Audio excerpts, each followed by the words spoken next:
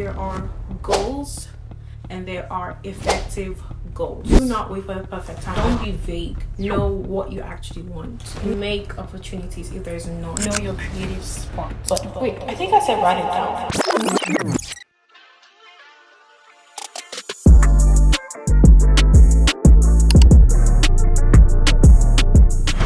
How to set effective goals in 2025.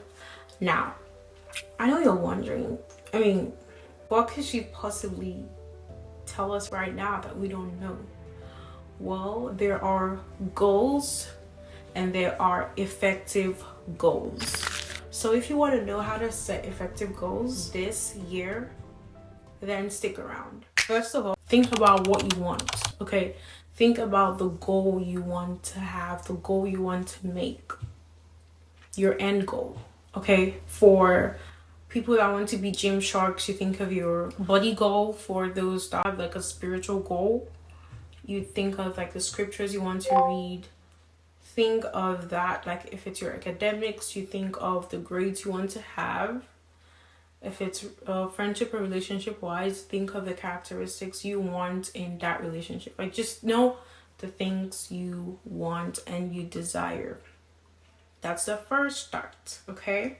As this gives you a vision and kind of like a path to follow, okay? So you don't waste your time throughout the year or the month because you did not actually specify or think of the things you wanted. You were just vague with it. Like, don't be vague, okay? Know what you actually want. And if you want to write them down, that's fine. Now, the next step is to outline your limits and your available opportunities that you could use or that are open to you or you could grab.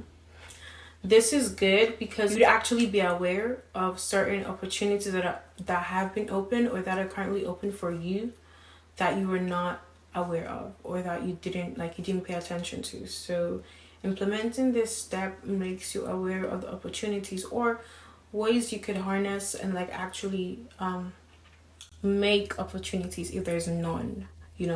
This makes you to think of the things, like the assets you have and the limitations. Before you start, you want to know what are the things that would likely stop me from achieving this, and what are the things that will help me to do better or to achieve more or what I want. The next step is not waiting for the right time. Do not wait for the perfect time. I beg you. Do not wait for the perfect time. Do not wait for the perfect resource. Do not wait for the perfect audience. Do not wait for the perfect people. Do not wait for the perfect anything. Just start with what you have, okay? Start with what you have. I feel like this is the point where most people just kind of fall back because they keep waiting for the right time. Start with anything. If it's a call you need to make, if it's a research you need to make, if it's a post you need to make or upload, if it's money you need to save, if it's healthy habits you need, like eating right, going to the gym, whatever you need to start doing, start doing. Don't wait for when you feel motivated or just so good to do that thing. Do not wait for the perfect motivation or perfect energy and strength to go on. The next step will be setting structures, especially on days when you would not feel like showing up or you don't feel your best. Those are the days you're going to set structures. You're going to be like, okay, I have to do this. If not, I don't do this. I have to make that call. If not, I don't step out of my house. I have to have this reminder so I get to send that package. I need to read for this test. If not, I don't set kind of, how do I explain structures now? Structures are there to plant and cement this goals in our minds and our brains, to enforce them. So anything you can think of that can do that, that's a structure and hopefully a good one.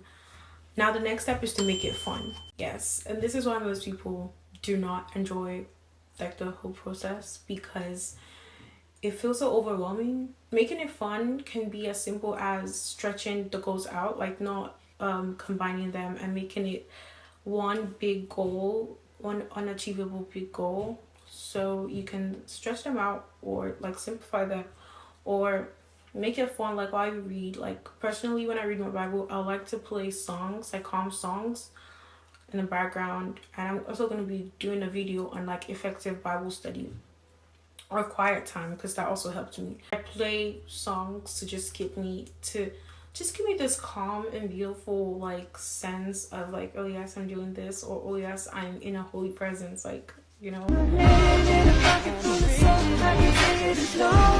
Yeah, I don't like know about other people. Anyway, you can make whatever you're doing fun.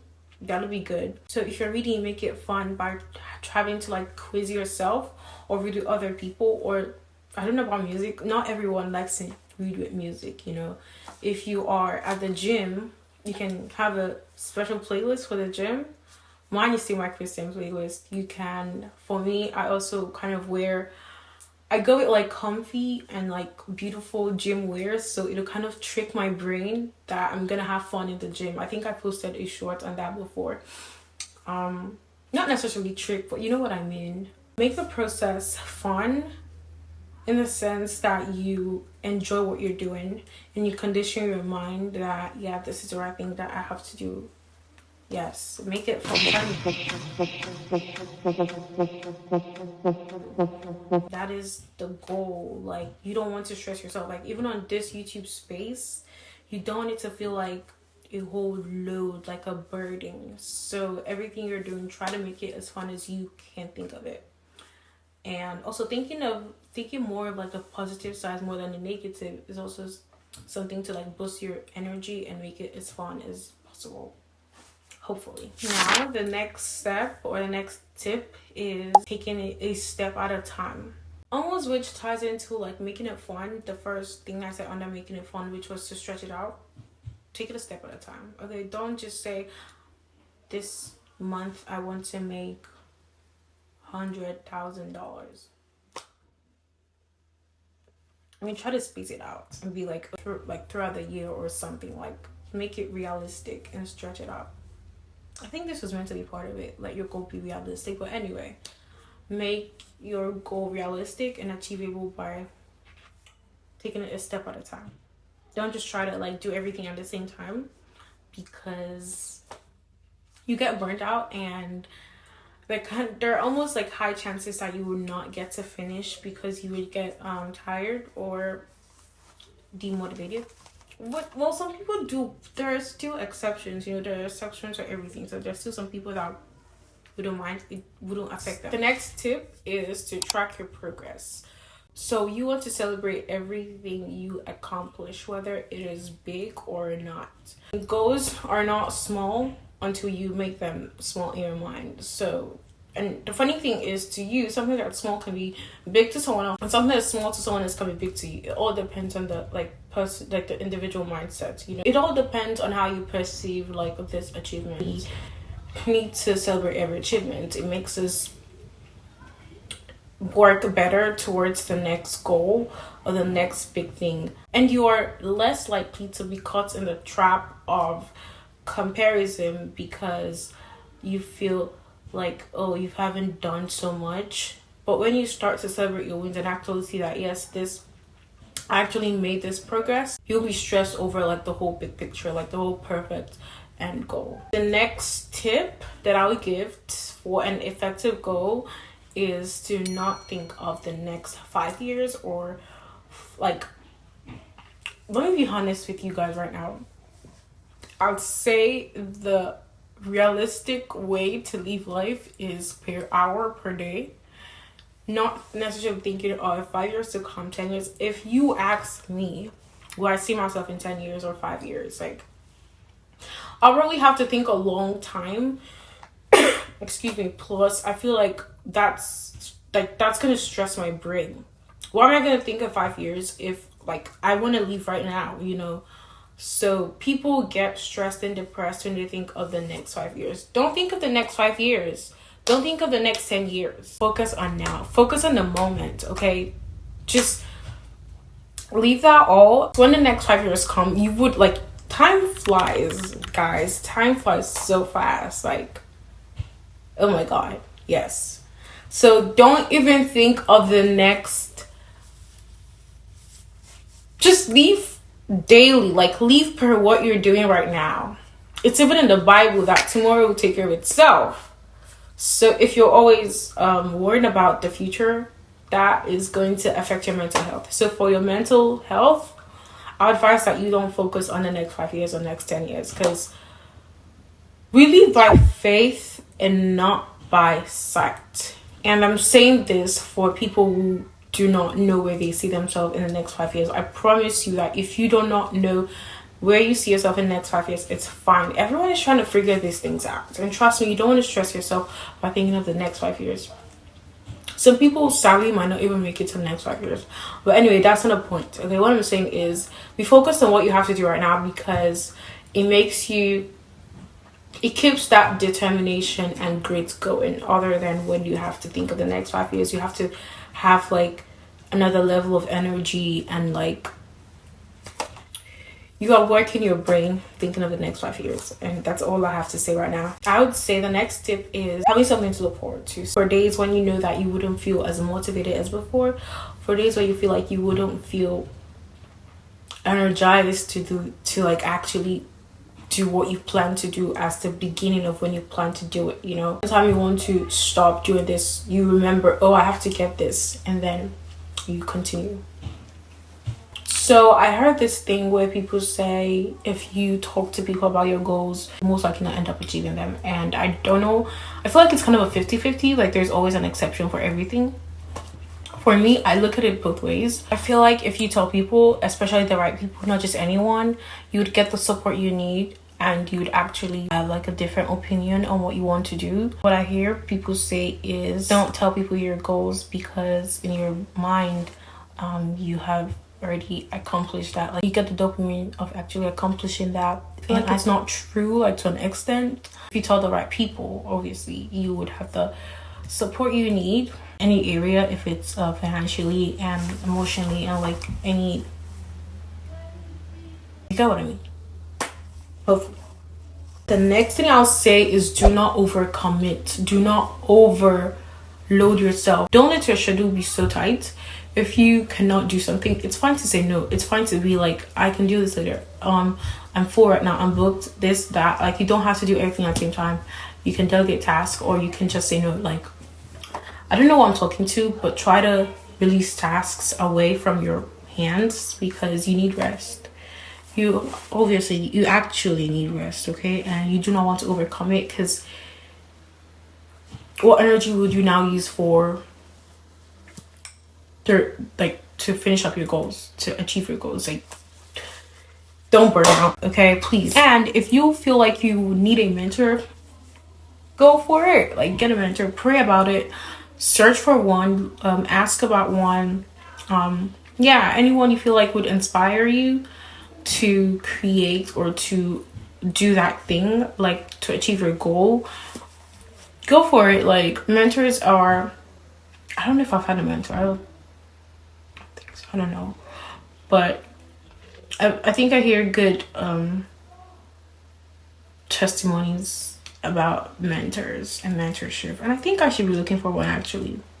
Yeah. And I will not conclude this video without saying that you need to pray. You need to pray to conclude the whole goal setting. Like, you need to include God. You need to include God in your goals, because I mean, he's the Alpha and Omega. He's the beginning and the end. He is the author and finisher of our faith. He is the soon coming King. He's the blessed one. He's our healer. He has so many names, and he is the ruler of the whole world. Like, he literally created you and I, so he knows the blueprint. Like, he's our architect. He knows every single thing that he wants us to do. So praying to him and asking for his guidance and for his will to be done in our lives is not an issue. It's not a problem. It's actually the ideal thing to do, and it's so amazing and beautiful. And the extra point, which is the last point, is journaling. Like, guys, I recently started journaling. I journal and I love it so much.